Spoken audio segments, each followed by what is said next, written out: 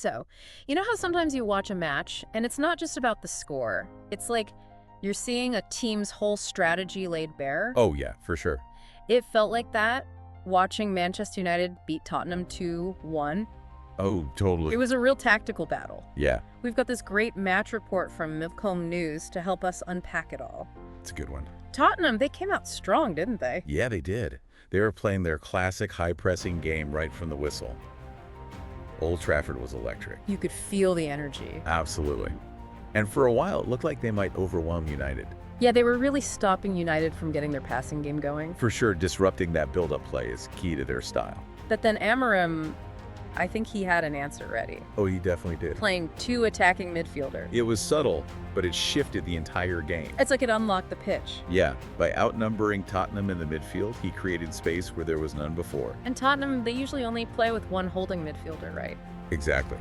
And Amorim, he saw that, and he went right for it. That's gotta be frustrating as the other manager. For sure.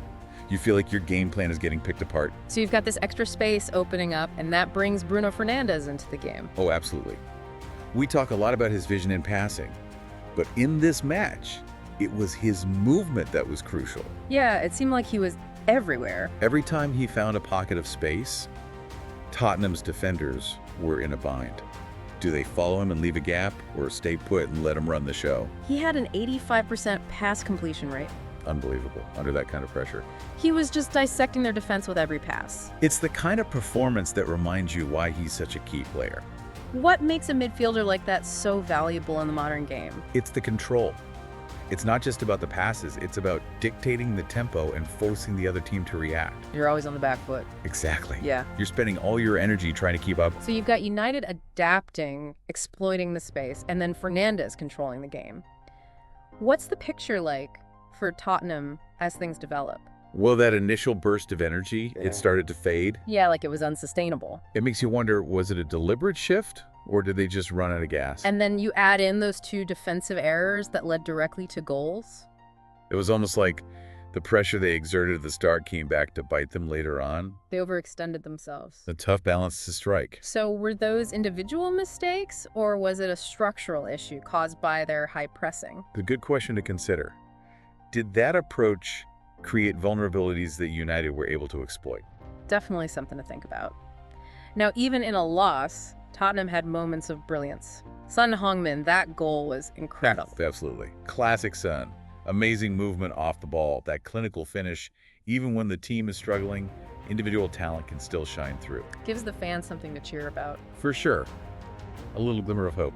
Speaking of brilliant moments, what about that save from Onana towards the end? Let's talk about a game changer. Tottenham were pushing hard for that equalizer, and he just shuts them down. Everyone must have been holding their breath. Goalkeepers don't always get the recognition they deserve, but that save was huge. So we've got tactical adaptation, masterful midfield play from Fernandes, some defensive questions for Tottenham, and those individual moments of brilliance. What stands out to you so far? The contrast in approaches is fascinating. You've got United adapting, reading the game, and exploiting weaknesses. And then you've got Tottenham sticking to their guns even when it wasn't quite working. It really makes you think, is adaptability the key to success in modern football? Or can a single strategy still prevail? Yeah, it's a question a lot of people are asking right now. Is it better to be adaptable or stick to your strength? It's a tough one. This match felt like it was all about that question. Manchester United, they really showed how adaptable they can be under Amorim. Definitely. And they punished Tottenham for those mistakes. It felt like they were always one step ahead. It's like they were playing 3D chess out there. And Amorim, he just seems to anticipate everything Tottenham was doing, like that single holding midfielder. He knew that was a weak point, and he used it to his advantage. Yeah, he was thinking 2 steps ahead. So if United are playing 3D chess, where does that leave Tottenham? Well, I don't think they're stuck playing checkers or anything. Okay, good. They've got a really effective style. That high-pressing game can be devastating when it works. But maybe they need a backup plan. Yeah, a way to adjust when things aren't going their way. So they don't have to abandon their style completely. Right. It's about having more options, more tools in the toolbox. So in this match, maybe they needed a way to slow things down, conserve some energy. Yeah, or find a way to disrupt United's dominance in midfield. It's about being flexible, adapting to what's happening in the game. That's what separates the best teams these days. They're not stuck in one formation or system. They're constantly evolving, learning from every match, It's like a tactical arms race. always trying to outsmart the opponent. Well, let's talk about some of those individual performances. Mivcomb News was really highlighting Bruno Fernandes as the man of the match. Oh, he was incredible. Definitely deserved that recognition. What impressed you the most about his game? It's his vision and anticipation. Yeah. Those passes, they were just perfectly weighted. He created so many chances. And that assist for Rashford's goal, A thing of beauty. it's like he sees the whole pitch in his mind. He's not just reacting, he's thinking 2 steps ahead. And that's what makes him so dangerous. Exactly. He can change the game with a single pass. And then on the other side, you've got Son Heung-min. Even in a loss, he scored that amazing goal. Son is just a special player. Even when his team is struggling, he finds a way to make an impact. He never gives up.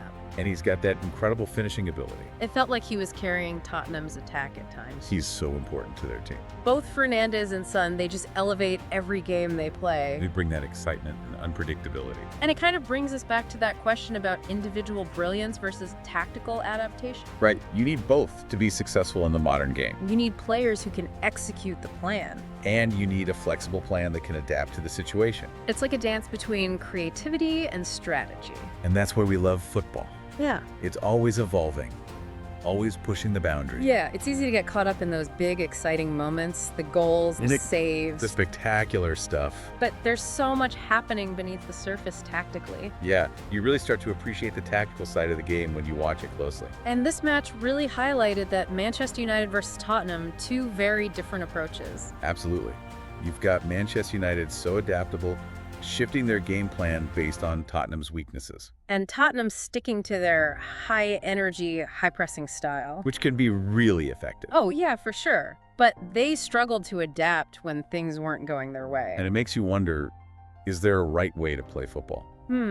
That's a big question. Is one approach better than the other? I think they both have their strengths and weaknesses. For sure, Tottenham's pressing can be so disruptive. It forces errors.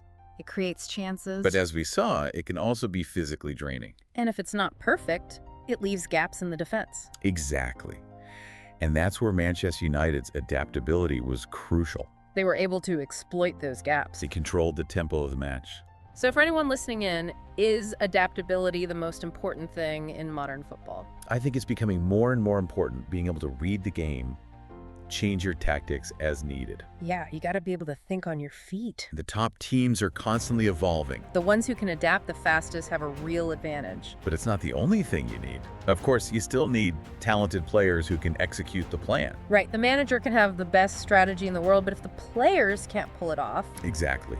It's all about that combination of tactical intelligence from the manager and skill from the players. It's a fascinating dynamic. Football is always changing, pushing the boundaries of tactics and strategy. And as fans, we get to witness that evolution every week. This match, Manchester United versus Tottenham, was a great example of that. Two contrasting styles, moments of individual brilliance, a real tactical battle. It makes you wonder what the future holds for these two teams. Will Tottenham become more flexible? Can Manchester United keep up this level of tactical mastery? It'll be interesting to see how they develop. And that's the beauty of football. Always new questions to ask, new strategies to analyze. The game never gets old. So keep thinking, keep watching, keep exploring the beautiful game. And for your next tactical breakdown, you know where to find us.